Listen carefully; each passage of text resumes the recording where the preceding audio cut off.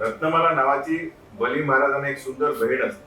जेव्हा इंद्रासाठी तिन्ही लोक पुन्हा प्राप्त करण्यासाठी वामनदेव बळी महाराजांच्या यज्ञ मंडपात त्यांच्याकडे भिक्षा मागायला जातात, तेव्हा भगवंतांचा भटू अवतार पाहून ती आकर्षित होते आणि भविष्यात आपल्याला असा मुलगा व्हावा अशी इच्छा तिच्या मनात जागृत होते.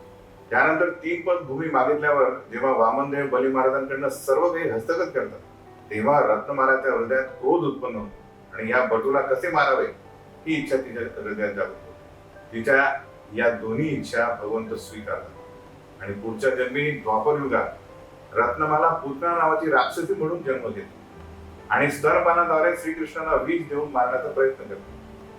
भगवान श्रीकृष्ण तिचा वध करतात आणि आध्यात्मिक जगात तिला आया म्हणून स्वीकारतात. यावरून आपण समजू शकतो की भगवंत किती दयाळू आहे.